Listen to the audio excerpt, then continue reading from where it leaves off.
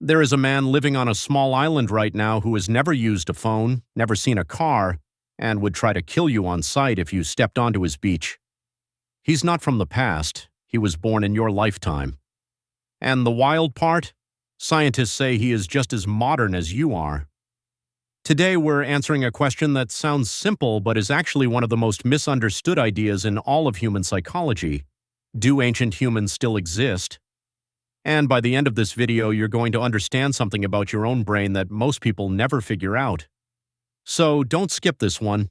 The answer at the 4-minute mark is going to change how you see every primitive tribe video you've ever watched. Let's start with the myth, because almost everyone gets this wrong, including most documentaries. You've probably seen the footage. A tribe deep in the Amazon or on a remote Pacific island, hunting with spears, living without electricity, looking, to our eyes, like time travelers from 10,000 years ago. And the natural assumption is these are ancient humans, frozen in time, a living window into our past. Here's the problem. That idea is completely false, and anthropologists actually have a name for this mistake. They call it the ancestor myth. Every single human being alive today, no matter where they live or how they live, is the same species with the same evolutionary age as you. The tribesman on that island isn't a fossil. He's not less evolved. His ancestors didn't stop changing 10,000 years ago while ours kept going. His culture has been adapting, shifting, and evolving every single generation, the same as yours, the same as mine. He just adapted in a different direction, in a different environment, with different tools. Think about that for a second, because this is where it gets psychologically interesting.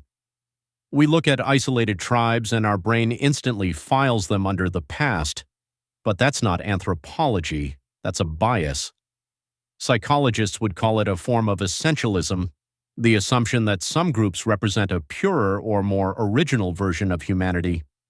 It feels intuitive. It is also wrong. So if they're not ancient humans, what are they? They're something arguably more fascinating. Living proof of how differently a modern human brain can organize a society when it's never been touched by industrial civilization. And as of the most comprehensive global survey ever conducted, researchers identified 196 of these isolated peoples, spread across 10 countries in South America, Asia, and the Pacific. Most of them, well over 100, live in the Amazon rainforest, with the single largest concentration inside Brazil. These aren't accidental relics either. Many of these groups know exactly that the outside world exists. They've simply chosen again and again, generation after generation, not to engage with it. That's not ignorance. That's a decision. And it's usually a very rational one, because for most of these tribes, first contact with outsiders has historically meant disease, violence, or land theft. Half of these 196 groups are currently estimated to be at risk of disappearing within the next 10 years, not from falling behind, but from miners, loggers, and even tourists chasing them for content. Let's look at 4 real examples, because the differences between them are where this gets genuinely interesting for understanding human behavior. First, the Sentinelese on North Sentinel Island in the Indian Ocean. This is the most isolated group on Earth, living in a stretch of forest smaller than most small cities. They have made their stance unmistakably clear: arrows fired at helicopters, hostility toward every boat that approaches. In 2018, an American missionary attempted to make contact and was killed. This isn't random aggression.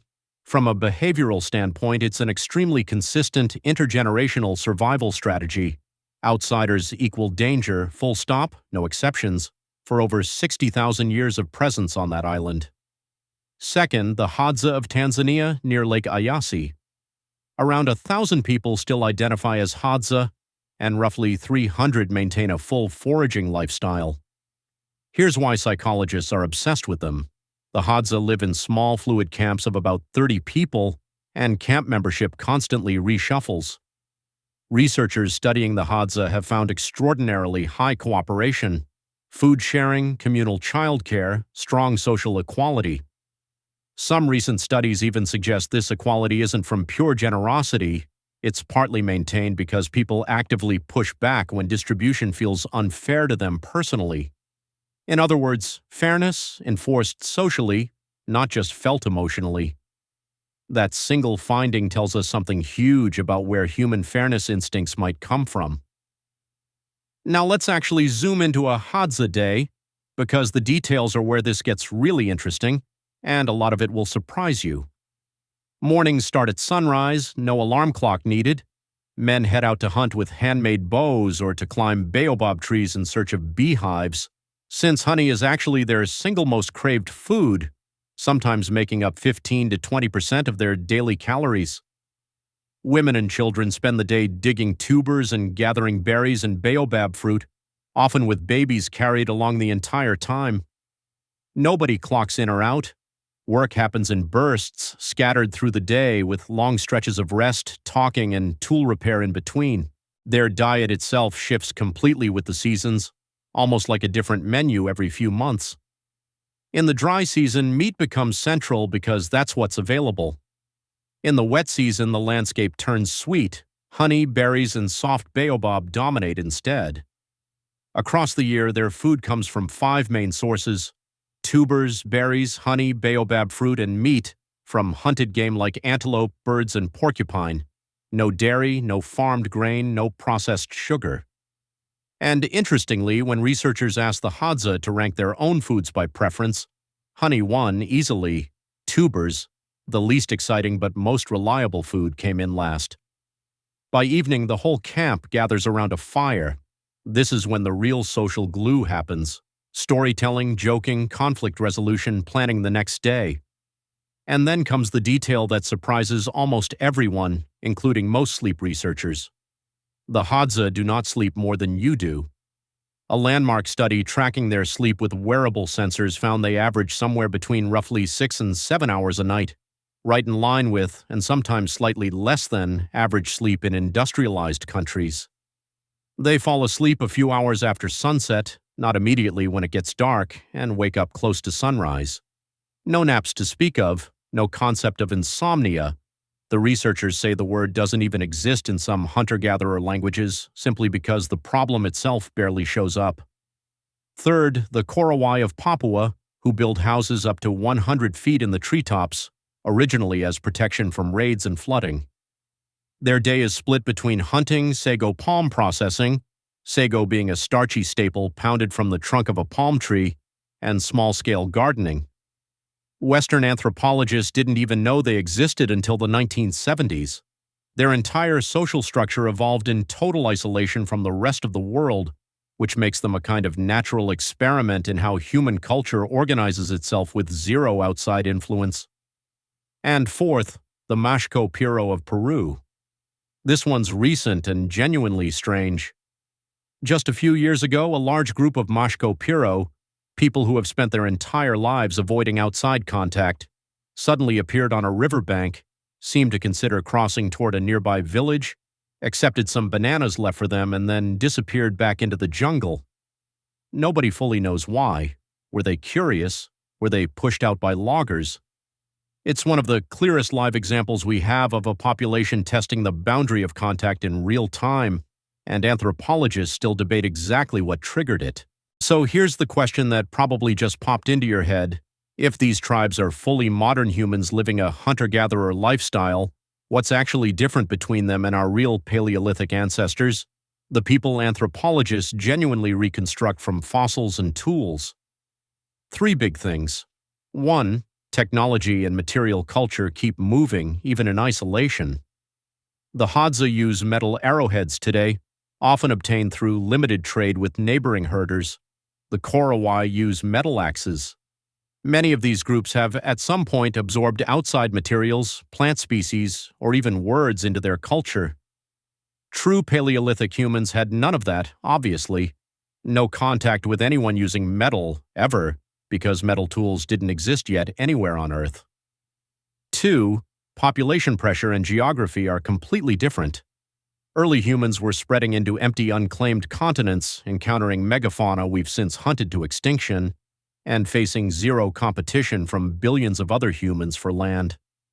Today's Hadza or Sentinelese are small populations boxed into shrinking, specific territories, surrounded on every side by industrial civilization. Their lifestyle isn't a leftover of unlimited space. It's a lifestyle actively maintained despite being squeezed by it. 3, and this is the one that should really stick with you.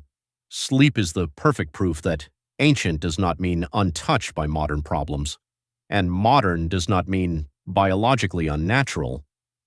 For decades, the popular assumption was that early humans must have slept long, deep, sun-aligned sleep, and that modern life with all its screens and stress ruined that for good. But when sleep scientists actually measured it in these living hunter-gatherer populations, the result flipped the story. Their sleep duration was just as short as ours, sometimes shorter, and just as broken up by nighttime wakings. The one real difference wasn't how much they slept, it was how consistently their sleep timing tracked outdoor temperature and natural light, falling asleep a few hours after dark and waking near the day's coldest point, instead of an artificial schedule. So no, ancient humans probably weren't sleeping 9 blissful primal hours a night either. That part of the myth was never really about ancient humans at all. It was about us wanting an excuse. Here's the psychological twist I promised you earlier. The reason this ancient humans myth is so sticky isn't really about anthropology at all. It's about us. Our brains love a clean story. Modern versus primitive is simple, satisfying, and frankly a little flattering, because it quietly implies we're at the finish line of some evolutionary race. But evolution doesn't have a finish line, and culture isn't a ladder. The Hadza's cooperation systems and the Sentinelese's hostility aren't earlier drafts of human behavior. They're equally current, equally sophisticated solutions to completely different sets of problems. And once you see that, you start noticing the same bias everywhere, not just toward tribes, but toward anyone whose lifestyle looks unfamiliar to you, rural versus urban, religious versus secular, even older generations versus younger ones. The instinct to rank human ways of living from behind to advanced is one of the most common thinking errors we make, and it almost never holds up once you actually study the group in question. So, to circle back to the question, do ancient humans still exist? No, not a single one. What exists is something better. Modern humans, just like you, who took a radically different path, and whose societies can teach us more about cooperation, fairness, and survival instinct than almost any lab study ever could. If this kind of deep dive into human behavior is your thing, you're exactly who this channel is for, because next week we're breaking down why isolated societies almost never develop the same mental health patterns we see in cities, and the explanation is not what you'd expect. Hit subscribe so you don't miss it, and let me know in the comments. Which tribe from today's video surprised you the most? I read every single one.